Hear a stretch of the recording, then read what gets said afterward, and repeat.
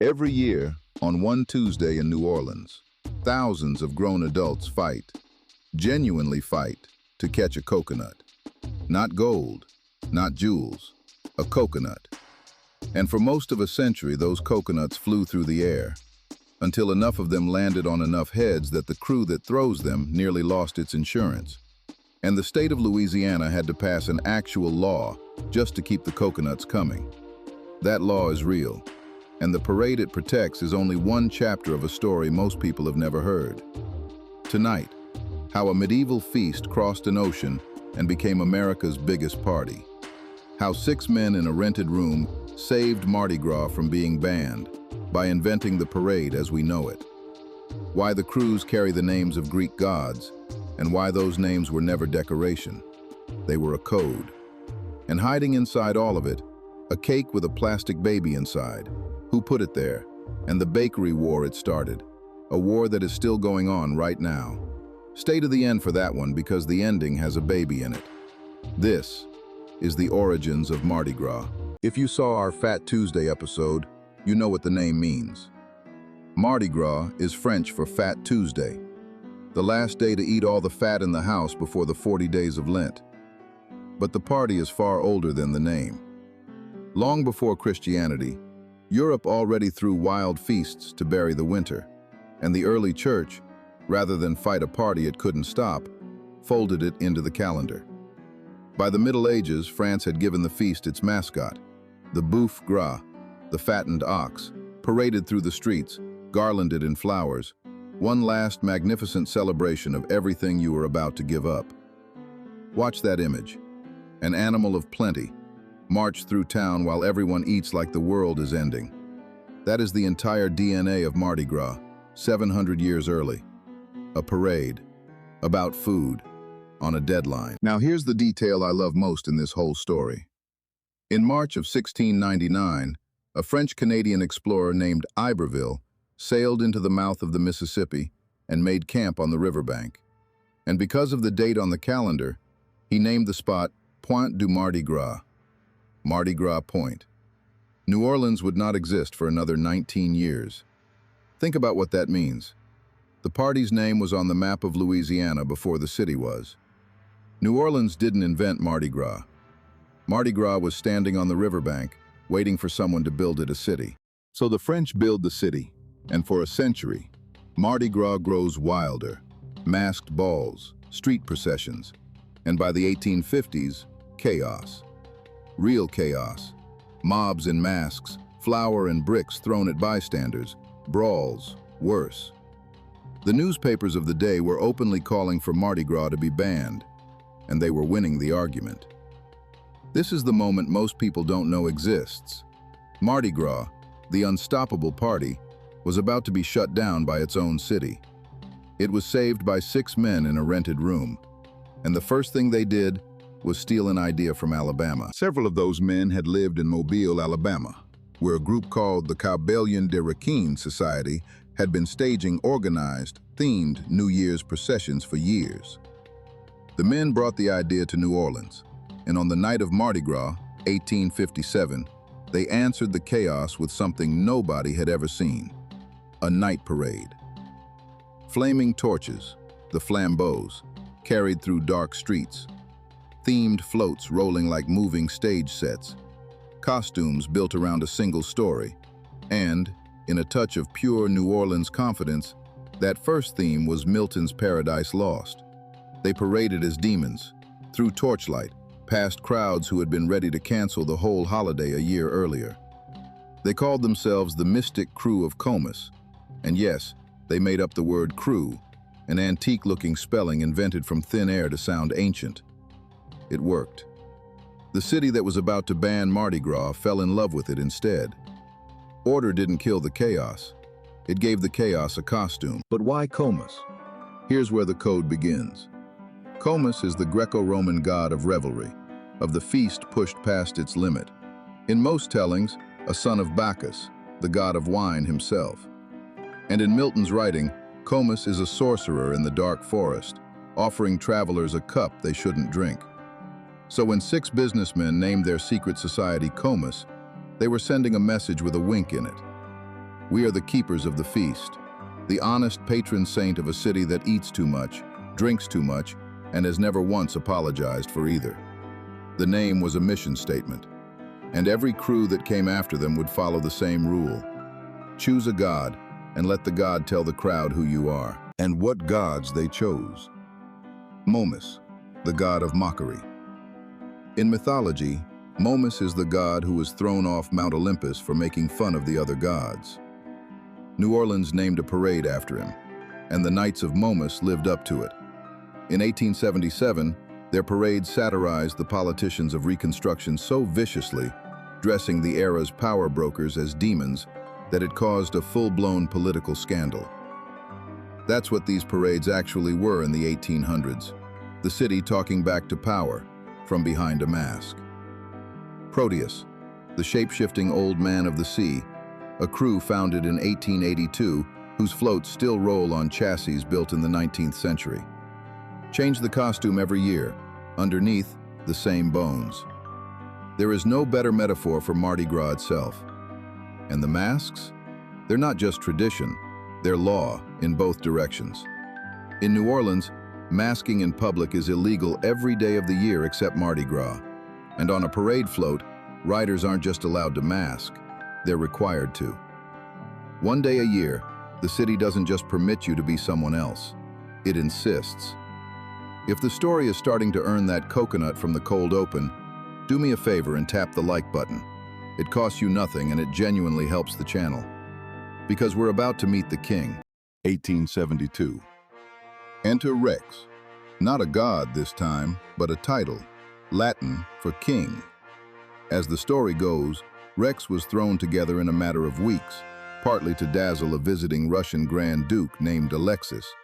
And unlike the secret societies parading at night, Rex rolled in broad daylight, as a parade for the whole public, crowned by an actual king of carnival. Rex gave Mardi Gras its government, and Rex gave it something you already know, even if you don't know you know it. The colors: purple, green, gold, chosen by Rex in 1872 and later given official meanings: purple for justice, green for faith, gold for power. Now, if you saw our Fat Tuesday episode, you've seen those colors before, in sugar, on a king cake. That wasn't bakery decoration. Every king cake in Louisiana is wearing the royal colors of Rex. The cake is dressed as the king. Hold that thought, because the cake is where this whole story is headed. Throw me something, mister. The official battle cry of a Mardi Gras crowd. The throws began, as the story goes, in the late 1800s, with masked riders tossing trinkets and sweets to the crowd, a king scattering favors to his subjects, straight out of the old European playbook. By the early 20th century, the favorite throw was strings of glass beads, many imported from Czechoslovakia. Today, they're plastic and they fall by the ton. In 1960, Rex added the doubloon, an aluminum coin struck with the crew's emblem, and suddenly, everyone was a collector. And here is what I want you to notice. The beads are worth nothing. Glass, then plastic. But 400 years of instinct says, what falls from a king's float on Mardi Gras is treasure. Value isn't in the object, it's in the day. Which brings us to the most valuable, worthless object ever thrown from a float. 1909. Remember that every crew you've met so far, Comus, Momus, Proteus, Rex, was white, wealthy, and closed. Black New Orleans wasn't invited to the party, so it built its own, and it came out swinging. A group of black laborers and benevolent society men paraded as the Zulu Social Aid and Pleasure Club, and their whole act was a parody of Rex. As the early accounts tell it, their first king wore a lard can crown and carried a banana stalk scepter. Rex had jewels, Zulu had jokes, and the jokes were aimed straight up. Over a century, the parody outgrew the punchline and became royalty in its own right. In 1949, the king of Zulu was Louis Armstrong, the greatest musician this city ever produced, riding his hometown streets wearing the crown, grinning like a man who knew exactly what it meant. Today, Zulu rolls first on Mardi Gras morning. The crew that wasn't invited now opens the show. And now, the coconut. Zulu couldn't afford glass beads in the early years, so, as the story goes, they threw what the Poydras market sold cheap: coconuts. Then somebody had the idea of painting one, then decorating one, and the cheapest throw on the route became the most precious object in all of Mardi Gras: the Zulu coconut. Hand-drained, hand-painted, glittered, one at a time. Thousands of them, every year. People begged for them, people framed them, and people, for decades, got hit in the head by them, because a coconut is a coconut. By the 1980s, the lawsuits had piled so high that Zulu couldn't get insured. And in 1987, the unthinkable happened. No coconuts. The city noticed immediately. So in 1988, the Louisiana legislature passed what everyone still calls the Coconut Bill, shielding the crew from liability so the tradition could survive, with one condition baked into practice: the golden rule of the modern parade. The Zulu coconut is never thrown. It is handed to you from the float like a medal. The state of Louisiana wrote a law so that a crew born as a joke could keep giving away hand-painted coconuts. That's not a punchline.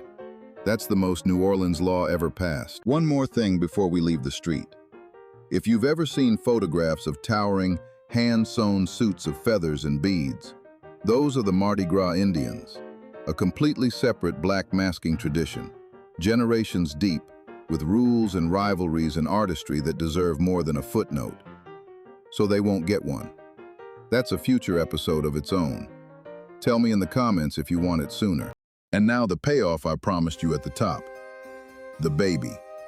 In our last episode, you watched the final slice of king cake disappear at midnight on Fat Tuesday. Tonight, the other end of the story, where the season begins. January 6th, 12th night, when the first king cakes of the year appear and New Orleans starts eating its way toward Lent. Here's the genius of it. Hidden in every cake is the baby, and the rule is, whoever finds it buys the next cake or hosts the next party. Read that again. The cake contains the order for the next cake. It's a pastry with a built-in sequel, a chain reaction of parties, running from 12th night to Fat Tuesday, hundreds of thousands of cakes a season. Mardi Gras isn't a day of eating. It's a machine that organizes months of eating, and somebody had to build that machine. The cake came from France, the galette des rois, the king's cake of epiphany, centuries old, with a bean or a porcelain trinket hidden inside. New Orleans made it bigger, sweeter, braided, and dressed it in Rex's colors. But the baby is pure New Orleans, and the story runs through one bakery, McKenzie's. For decades, McKenzie's was king cake. At its height, nearly 50 shops across the city, the bakery your grandmother swore by. And as the story goes, somewhere around the middle of the century, owner Donald Entringer swapped the hidden bean for a tiny plastic baby. The famous version says a traveling salesman turned up with a surplus of them, and the rest is history. We tell that one the way New Orleans tells it, because nobody can fully prove it. But every plastic baby and every king cake on earth traces back to this city, and most roads lead through McKenzie's. Then, in 2000, the unthinkable. McKenzie's went under. The whole city went into mourning. People still trade McKenzie-style recipes like family heirlooms. And when a king dies with no heir, you get a war. The war is still on. Ask 10 locals who makes the best king cake, and you will get 10 answers and possibly a fist fight. Haydels, Randazzos, Gambinos, dynasties, each with partisans who will defend the family recipe like a crew defends its den. But here's what nobody expects. Some of the most beloved chapters of this story weren't written in New Orleans at all. Cross the state line into Picayune, Mississippi, and you'll find Paul's Pastry, a bakery that, back in the early 1970s, did something almost heretical. It stuffed the king cake with cream cheese and fruit. And as the story goes, that filled king cake we now treat as gospel? Paul's is credited with starting it. Today they ship king cakes across the country by the truckload, one of the largest king cake operations in America, run out of a small Mississippi town. And then, the Insurgent. In New Orleans East, a Vietnamese-American family bakery called Dong Phuong, founded by refugees who came to the city in the late 70s, started making a king cake so good that people now line up before dawn in king cake season, and the bakery caps orders because it physically cannot make more. In 2018, the James Beard Foundation, the Oscars of American food, named Dong Phuong an American classic. Sit with that. The newest chapters of a 300-year-old French tradition are being written by a Mississippi pastry shop and a Vietnamese family bakery. If you saw our last episode, you already know why that makes perfect sense. This city doesn't guard its traditions from newcomers. It hands them the recipe, and the tradition gets stronger. That's not how New Orleans loses its culture. It's how New Orleans has a culture. So here's your map of the whole story. A feast older than the city, older than the calendar that named it. 6 men and a made-up word, saving Mardi Gras with torches and a parade of demons. Gods on the floats, talking back to power from behind a legally required mask.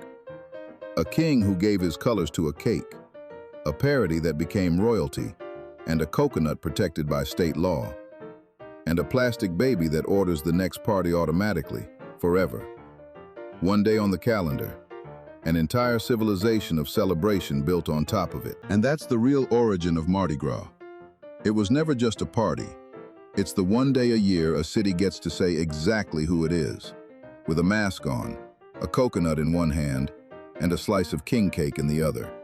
If these stories fed you tonight, subscribe. Culinary Origins is built on them, and there are so many more coming. Now the comment section.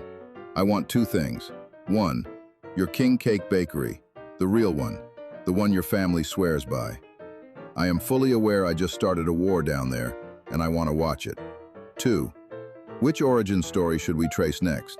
Because where every dish has a story, somebody has to tell it. See you in the next one.